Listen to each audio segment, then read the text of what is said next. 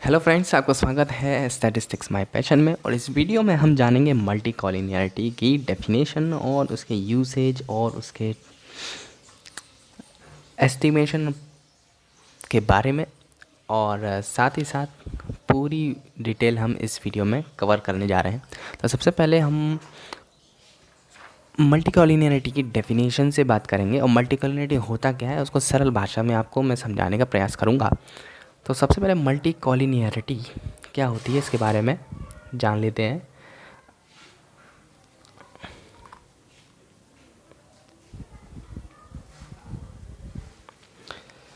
Multi collinearity देखिए, कुछ मैं आपको सरल तरीके से आपको समझाने की कोशिश करता हूँ कि जैसे कि मान लीजिए हमारे पास कुछ वेरिएबल्स हैं x1 x2 n, और हमारे पास k वेरिएबल्स हैं जिनमें हमने इनटू किया है कांस्टेंट से λ1 λ2 λk इज़ इक्वल टू ये हमारा ज़ीरो इक्वल टू ज़ीरो। यहाँ पे ये कंडीशन है, इक्वेशन है।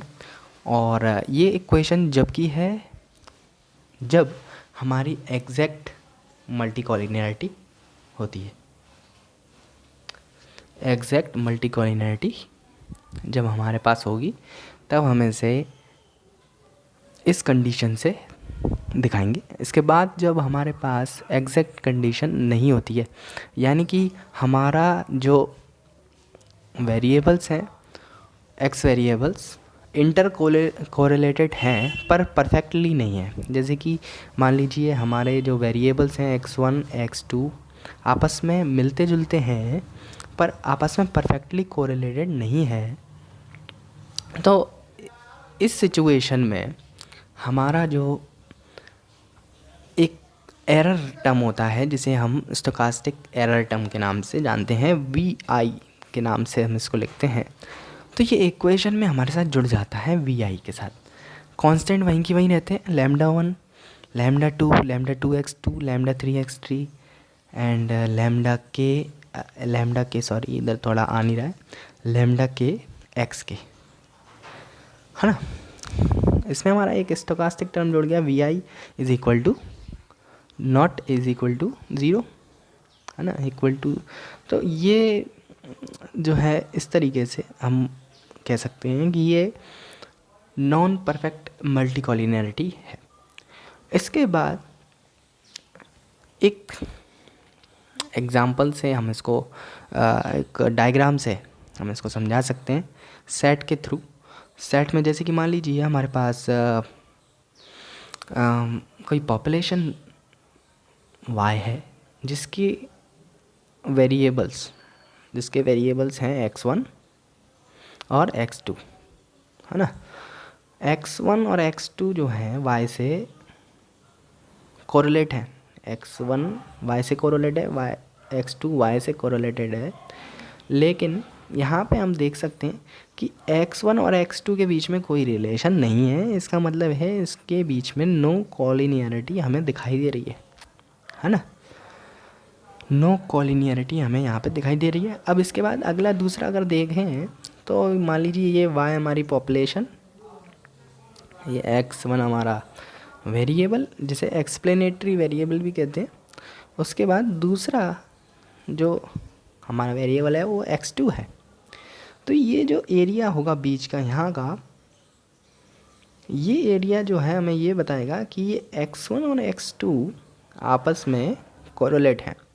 लेकिन कॉलिनियरिटी काफ़ी लो है यहाँ पे, क्योंकि हमारा जो शेडेड एरिया है काफ़ी कम है। तो इसको हम कहेंगे लो कॉलिनियरिटी,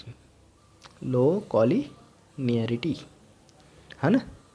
लो कॉलिनियरिटी के बाद अगर तीसरे एक और एग्जांपल में मान लीजिए मैंने शेडेड एरिया थोड़ा सा बढ़ा दिया, तो शेडेड एरिया बढ़ गया। यहाँ पे वही y है, यहाँ पे x1 x2 लिख दिया मैंने, तो थोड़ी सी कॉलिनियरिटी बढ़ जाएगी। इसको हम मॉडरेट कॉलिनियरिटी के नाम से जानते हैं, मॉडरेट कॉलिनियरिटी के नाम से हम इसको जानते हैं। इसके बाद अगला एक और है जिसमें और ज़्यादा शेडेड एरिया बढ़ जाता है ना। तो और ज़्यादा शेडेड एरिया जब बढ़ता जाएगा तो इसका दूसरा एक और है हाई कॉलिनियरिटी। हाई कॉलिनियरिटी के बाद एक और आएगा जिसमें कुछ ज़्यादा ही एरिया जो है कवर करा हुआ होगा, तो इसको हम करेंगे very high collinearity, very high collinearity. Okay, तो ये वेरी हाई कॉलिनियरिटी हमारे यहाँ पे देखने को मिलेगी।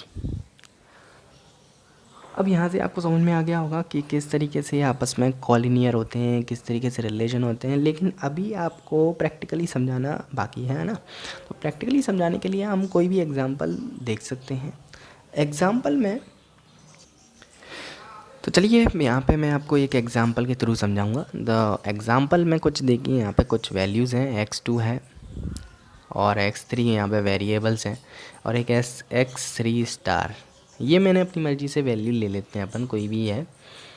x3 की वैल्यू मैं यहाँ पे लिख देता हूँ 10, 15, 18, 24 और 30। ये वैल्यू किसी की भी हो सकती है, किसी की हाइट मान सकते हैं हम, कोई भी एक्सप्लेनेटरी वेरिएबल, कोई भी चीज़ हम एक्सपेरिमेंट कर रहे हैं उसमें किसी की भी वैल्यू हो सकती है ये। और x3 की वैल्यू ये दूसरा एक्सप्लेनेटरी वेरिएबल है, वेट हो सकता है किसी का, है ना। तो हाइट और वेट के बीच में हम कोरिलेशन निकाल सकते हैं, कुछ भी हमारा वेरिएबल किसी पे भी डिपेंड करता हो। तो देखिए यहाँ पे ये हमने वैल्यू रख दी है x2 की, x3 की वैल्यू लिख देते हैं 50, 75, 90, 120 एंड 150। ओके, x3 स्टार की वैल्यू रख देते हैं 52, 75, 97, 129 एंड 152। यहाँ पे हमने x3 स्टार की वैल्यू रख दी। अब यहाँ पे आप सिंपली देख सकते हैं कि इनमें कोरिलेशन, अब देखिए यहाँ पे जब हम नंबर्स को देखते हैं तो ये 10 का 5 गुना यहाँ पे 5 टाइम्स यहाँ पे हो रहा है, 10 का 5 टाइम्स 50, 15 का 5 टाइम्स 75, 80, ऐसे ऐसे ये 5 टाइम्स होते जा रहे हैं। और यहाँ पे आप देखिए, यहाँ पे इसमें हमारा 50 में 2 प्लस किए गए हैं, यहाँ पे कोई अंतर नहीं है, 0। यहाँ पे 7 प्लस किए गए हैं, यहाँ पे 9 प्लस किए गए हैं और यहाँ पे 2 प्लस किए गए हैं ना।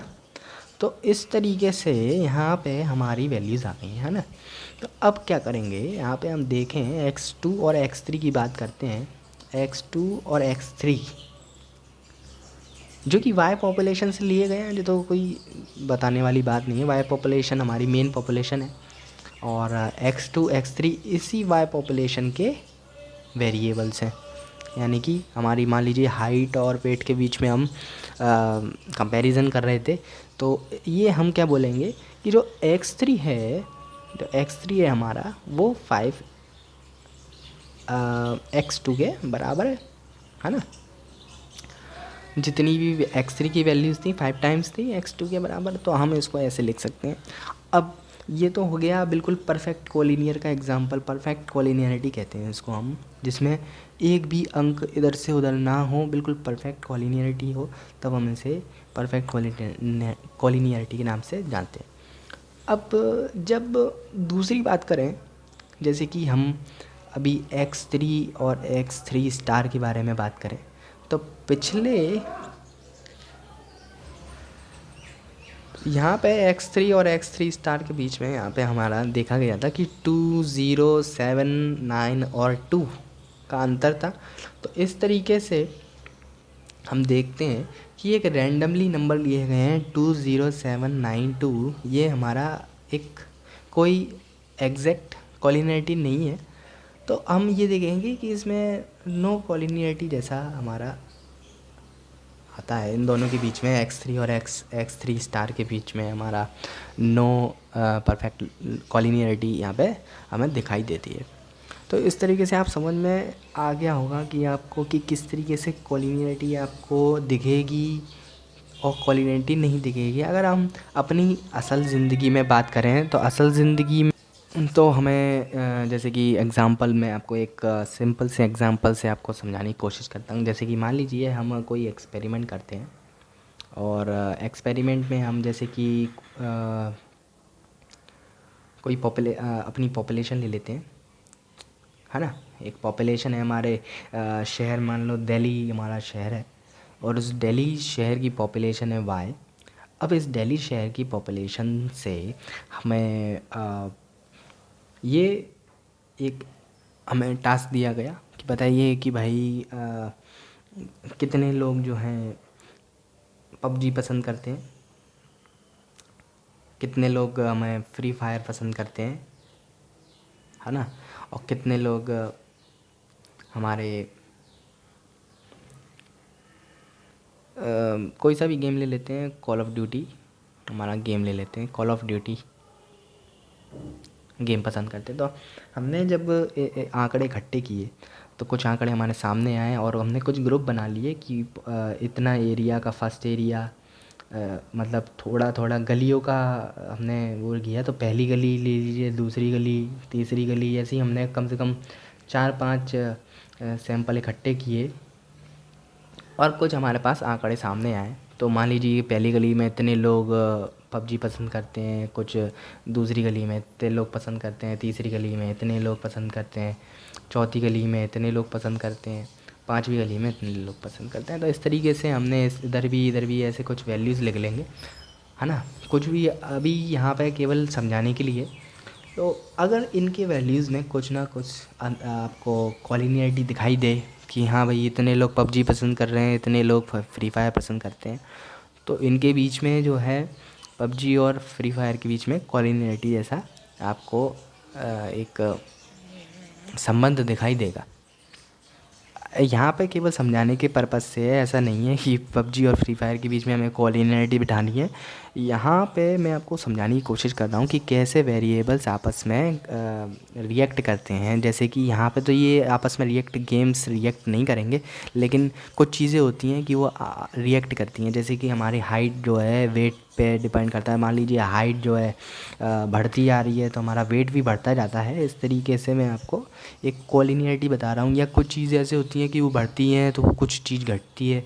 तो ऐसा जैसे कि मान लीजिए हमारे पैसे मनी हमारा बढ़ता जाता है, मनी हमारा बढ़ता है तो हम जो है लग्ज़री लाइफ की तरफ ज़्यादा हम बढ़ने लगते हैं। तो ये एक पॉजिटिव कॉलिनियरिटी कहते हैं हम इसको। और अगर दूसरी तरफ देखें कि कोई चीज़ ऐसी होती है कि हमारा मनी बढ़ रहा है तो हमारी फूड का एक्सपेंसेस हैं वो थोड़े कम होते जाते हैं। ऐसा सर्वे में हमें देखने को मिलेगा, है ना। तो कुछ ऐसी कॉलिनियरिटी हमें देखने को मिलेंगी। अब चलिए आगे बढ़ते हैं। अच्छा, कोई अगर डेफिनेशन लिखना चाहता हो तो मैं आपको बोल कर लिखवा सकता हूँ, तो आप बोल कर जल्दी जल्दी से लिख सकते हैं। तो मैं बोल रहा हूँ, आप लिख लीजिए। अगर आपको नहीं लिखना तो आप इसको आगे करके स्किप भी कर सकते हैं। तो the term multi collinearity is due to Ragnar Frisch. RAGNAR-FRISH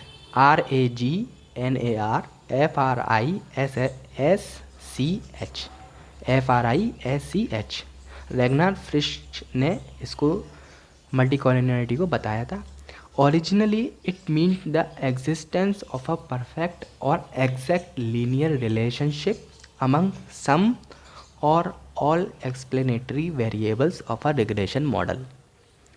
For the k variable regression involving explanatory variables x1, x2, dash xk, where bracket में where x1 is equal to 1 for all observations to allow for the intercept term bracket close, comma, an exact linear relationship is said to exist if the following condition is satisfied: λ1 x1 plus λ2 x2 plus dash lambda k x के is equal to 0। ये equation मैंने पहले ही आपको video में लिखवाई थी। इसको आप इक्वेशन फर्स्ट नाम दे दें और इसके बाद where λ1, λ2 and dash lambda k are constants such that not all of them are zero simultaneously। अब यहाँ पे और आगे जब नॉन परफेक्ट मल्टी कॉलिनियरिटी की बात करते हैं तो उसके बारे में डेफिनेशन है ये। Today however the term multi collinearity is used in a broader sense to include the case of perfect multicollinearity as shown by equation first 1 number दे दीजिए इसको, as well as the case where the x variables are intercorrelated but not perfectly so as follows lambda 1 x1 plus lambda 2 x2 plus dot dot dash plus lambda k x k plus v i is equal to 0। ये equation भी मैंने आपको पहले लिखवाई थी, आप video में आगे जाकर देख सकते हैं। इस इक्वेशन को 2 नंबर दे दीजिए where v i is a stochastic term. तो यहाँ पे आपको मल्टी कॉलिनियरिटी की डेफिनेशन समझ में आ गई होगी। इसके बाद दूसरी जो थी नॉन परफेक्ट मल्टी कॉलिनियरिटी की डेफिनेशन आपको यहाँ पर दिखेगी। अब हम थोड़ा सा आगे बढ़ते हैं जिसमें नई चीज़ आपको दिखाई देंगी, जिसमें एक क्वेश्चन है आपको थोड़ा सा समझने में आसान हो कि why does the classical linear regression model assume that there is no multicollinearity among the Xs. तो इसमें एक क्वेश्चन है कि वाई डज द क्लासिकल, ये इसको हम CLRM classical linear regression model के नाम से जानते हैं, assume that there is no multicollinearity among the X Xs. Okay, तो इसका आंसर क्या है? If multi collinearity is perfect in the sense of equation 10.1.1, sorry 10.1 नहीं, equation first.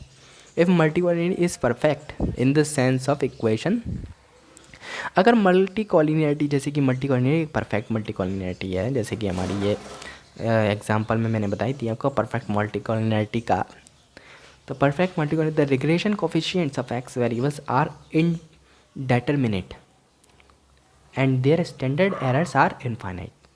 If multicollinearity is less than perfect, then by equation 2 the regression coefficients, although determinate, possess large amount of standard errors, which means the coefficients cannot be estimated with great precision or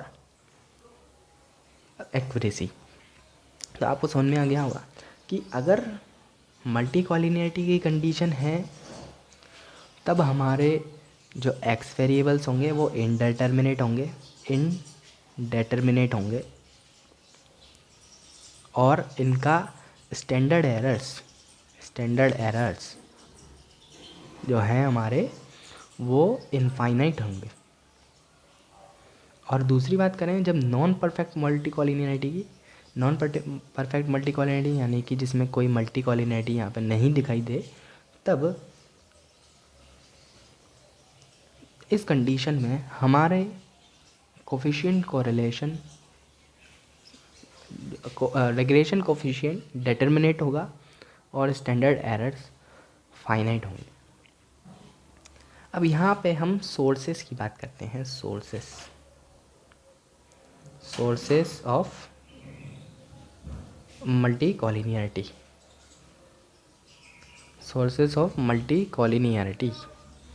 है ना। तो sources of multi collinearity में हमारे, जिसमें कि हमारा पहला है कि हम मेथड का यूज़ कर रहे हैं, the data collection method employed,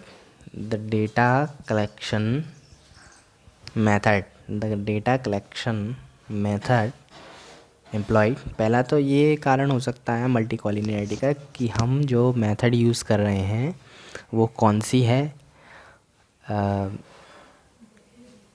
है ना। तो इसमें जैसे कि एक तो हो गया हमारा मेथड, दूसरा हमारा एक होता है constants on the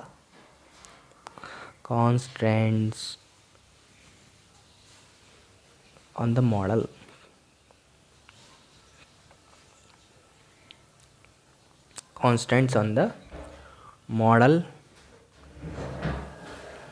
or in the population being sampled,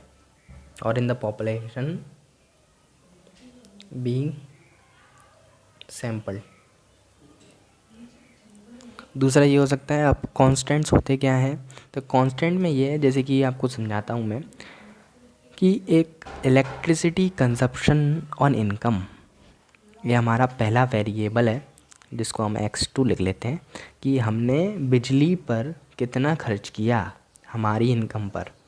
दूसरा हमारा हाउस साइज़, हमारा हाउस का कितना बड़ा साइज़ है और हमारा जो खर्चा है बिजली पर वो कितना है ना। इसके बीच में हम कोरिलेशन निकालने हैं। There is a physical constant in the population is that family with higher incomes generally have larger homes than families with lower incomes. तो इसमें हमें एक कांस्टेंट मिलेगा जिसमें ये मिलेगा जिनके घर बड़े होंगे उनका मतलब है कि उनकी इनकम ज़्यादा होगी, और इनकम ज़्यादा होगी तो इसका मतलब ये है कि उनका खर्चा है इनकम के अनुसार वो थोड़ा सा हायर होगा। एंड जिनके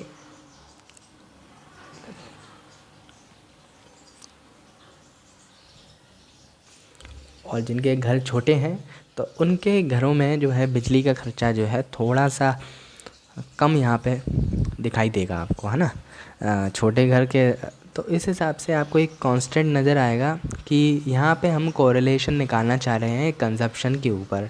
तो कंजप्शन की देखिए, अगर मान लीजिए घर बड़ा है तो घर बड़ा होने की वजह से जो इलेक्ट्रिसिटी कंजप्शन है वो ज़्यादा हो रहा है, लेकिन उनकी इनकम भी उतनी ही ज़्यादा है। उस हिसाब से हम एक रेशो में देखें तो रेशो के हिसाब से जो है हम ज़्यादा इसमें अंतर नहीं निकाल सकते, क्योंकि इनकम ज़्यादा है और उस इनकम का कुछ हिस्सा ही वो अपने बिजली पर खर्च कर रहे हैं।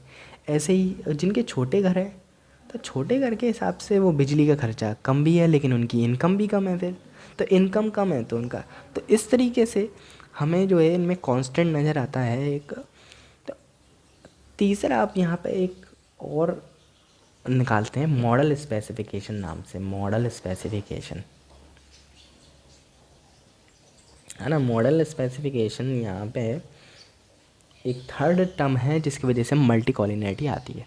जैसे कि मान लीजिए हमने कोई पॉलिनोमियल टर्म रिग्रेशन मॉडल में ऐड किया है, देन हमारा जो रेंज होगी एक्स वेरिएबल्स की वो स्मॉल होगी, तभी तो हम उसमें पॉलिनोमियल ऐड करेंगे। जैसे कि मान लीजिए हमारे पास वेरिएबल्स थोड़े कम हैं, हमारे पास 5 या 3 या 4 वेरिएबल हैं, तो हम इसमें क्या करेंगे कि अपनी मर्ज़ी से हमने और इसमें उसी से रिलेटेड और वेरिएबल्स ऐड कर दिए। तो ऐड करने से क्या होगा, इसमें मल्टी कॉलिनिटी हमें देखने को मिलेगी।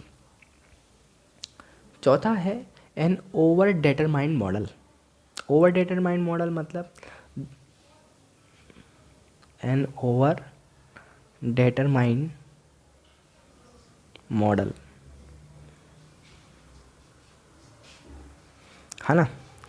एन ओवर डेटरमाइंड मॉडल में क्या होता है, जब मॉडल के पास बहुत सारे वेरिएबल्स हों, जब मॉडल के पास कौन से हों, बहुत सारे एक्सप्लेनेटरी वेरिएबल हों, then the number of observations, जितने ऑब्जर्वेशंस भी नहीं है हमारे पास उससे ज़्यादा, जैसे कि मान लीजिए हमारे पास 100 ऑब्जर्वेशंस हैं। केवल ऑब्जर्वेशन मतलब हमारे पास सैंपल कितने लिए हमने 100 सैंपल्स लिए हैं और उससे कहीं ज़्यादा हमारे पास एक्सप्लेनेटरी वेरिएबल्स यानी कि कई परिस्थितियाँ हैं हमारे पास कि ये वाली मतलब कंपैरिजन कर रहे हैं हम इन दोनों, तो 101 हमारे पास भी आ जाएं तो हमें मल्टी कॉलिनिटी देखने को मिलती है।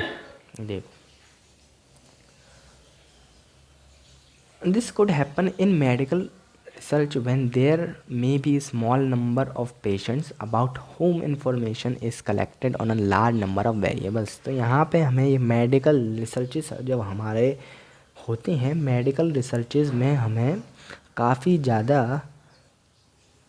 वेरिएबल्स देखने को मिलते हैं, लेकिन जो ऑब्जर्वेशन यानी कि हमारे पास जो पेशेंट्स हैं वो काफ़ी हमें कम देखने को मिलेंगे। तो आपको ये समझ में आया होगा कि किस तरीके से यहाँ पे 4 चीज़ें जो हैं हमें मल्टी कॉलिनियरिटी देखने को मिलती है। अब यहाँ पे हम एक और नई चीज़ के बारे में बात करेंगे, जिसमें हम एस्टिमेशन के बारे में हम आपको समझाएंगे। एस्टिमेशन क्या होता है, कैसे होता है, और जब हमें परफेक्ट कॉलिनियरिटी नज़र आएगी, जब परफेक्ट कॉलिनियरिटी इन रिग्रेशन कोफिशिएंट्स में हमने ये देखा था कि हमारा, देखिए यहाँ पे हम क्या पढ़ रहे हैं, सबसे पहले तो वो लिख लेते हैं estimation of the presence of perfect multi collinearity in the presence of perfect multicollinearity, perfect multicollinearity, है ना।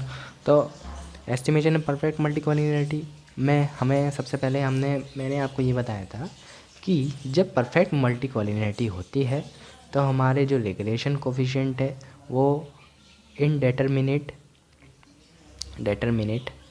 और standard errors are infinite and standard errors are infinite. Okay, यहाँ पे आपको इतना क्लियर हो गया होगा, पहले आपने देखा होगा। तो अब यहाँ पे 3 वेरिएबल्स का एग्जांपल मैं आपको समझा रहा हूँ। 3 वेरिएबल्स, जिसमें आपको 3 वेरिएबल्स नज़र आएंगे। ऐसा regression model, 3 variation regression model, जिसमें yi beta 2 x2y plus beta 3 x3y plus ui, है ना। यहाँ पे कितने वेरिएबल्स हैं, एक तो x2y है, x3y है और yi है। यहाँ b2 और b3 this called are intercept terms, है ना। तो यहाँ पे हमें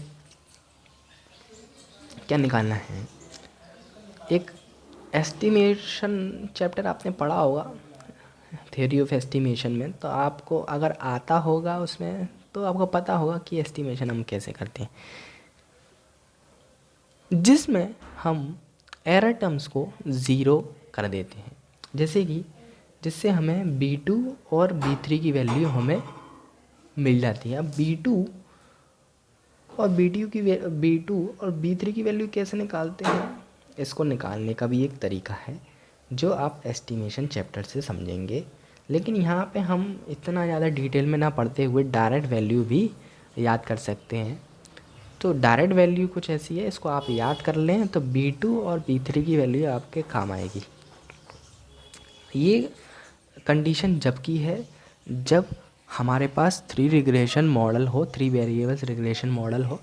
2 वेरिएबल 4 वेरिएबल के अलग अलग रिग्रेशन मॉडल होते हैं, जिसमें अलग b2 और b3 की वैल्यू आपको दिखाई पड़ेगी। अब यहाँ पे yi x3i y x2i x3i x2i x3i minus x2i x3i whole square. ये समझ में आ गया आपको। ये वैल्यू आप नोट डाउन कर लें। बीटा 3 की वैल्यू भी इस तरीके से है, जिसमें yi x3i यहाँ पे नज़र आएगा और x2i का होल स्क्वायर माइनस yi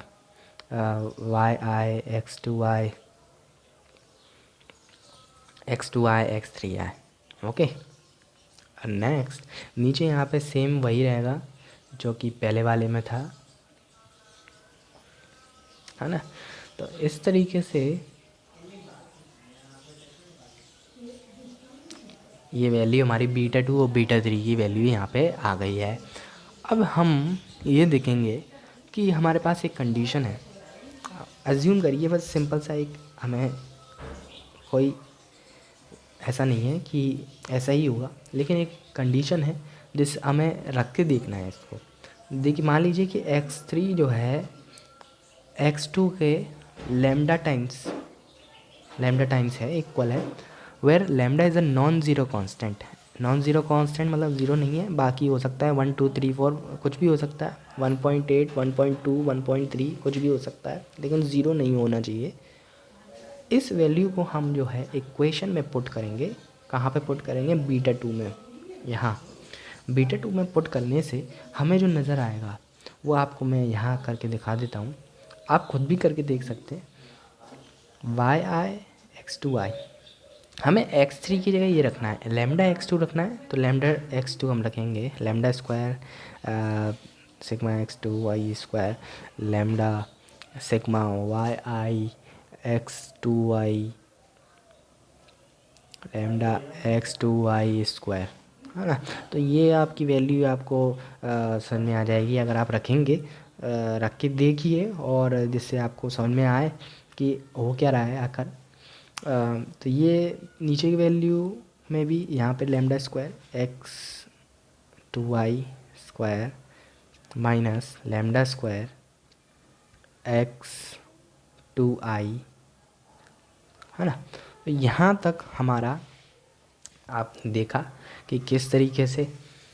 अब यहाँ पे आप देखेंगे कि ऊपर से हम लैम्डा स्क्वायर को कॉमन ले सकते हैं, है ना। देखिए यहाँ पे लैम्डा स्क्वायर से लैम्डा स्क्वायर कैंसिल आउट हो जाएगा, बाकी जो बचेगा वो हम कैंसल आउट होने से बाहर ऊपर का ज़ीरो हो जाएगा टर्म, और ज़ीरो की वजह से जो हमारी बीटा की वैल्यू आएगी, बीटा 2 की वैल्यू आएगी, वो ज़ीरो के इक्वल आ जाएगी, विच इज़ एन इनडेटर्मिनेट एक्सप्रेशन।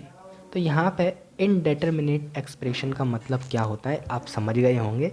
अभी तक आपको समझ में नहीं आ रहा होगा कि मैं इनडेटर्मिनेट क्यों बोल रहा हूँ, लेकिन इनडेटर्मिनेट आपको अब समझ में आ गया होगा कि ये क्या आखिर क्या चीज़ है ना। तो अब इनडेटर्मिनेट एक्सप्रेशन इसको हम कहते हैं।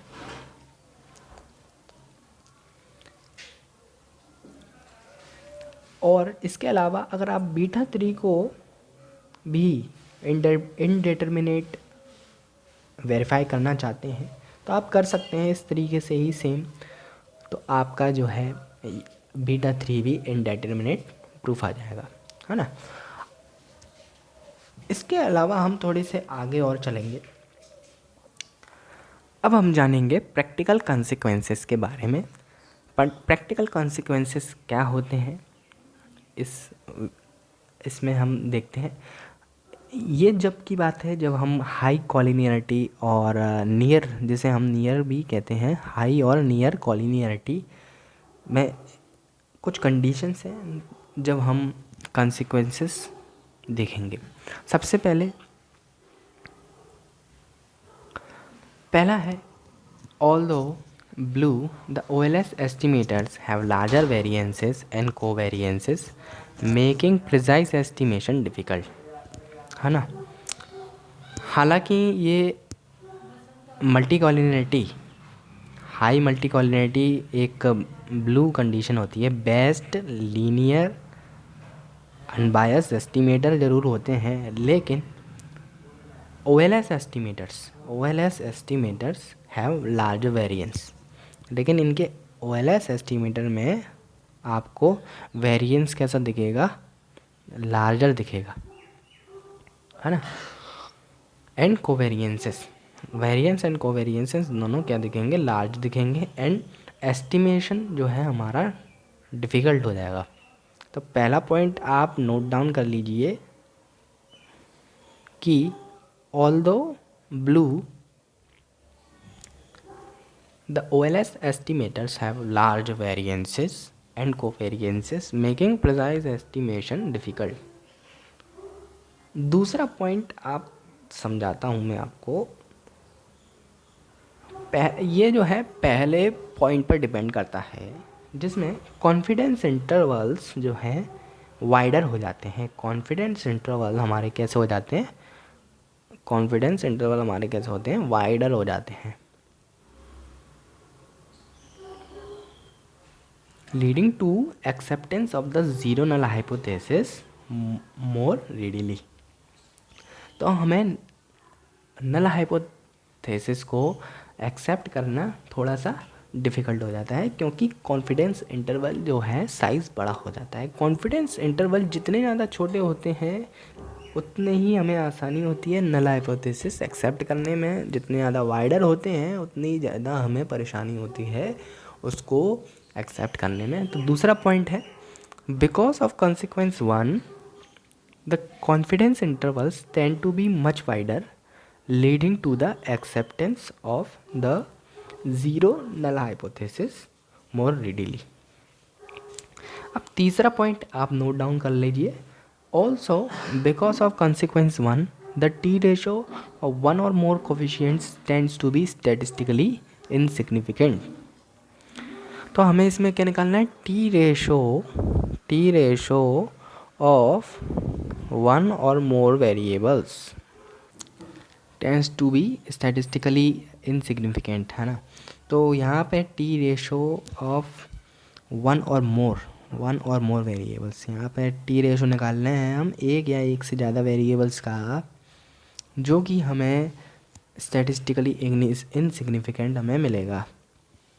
चौथा पॉइंट यहाँ पे देखने को मिलेगा कि हालांकि टी रेशो तो हमारे स्टैटिस्टिकल इनसिग्निफिकेंट होते हैं, साथ ही R square the overall measure of goodness of fit can be very high.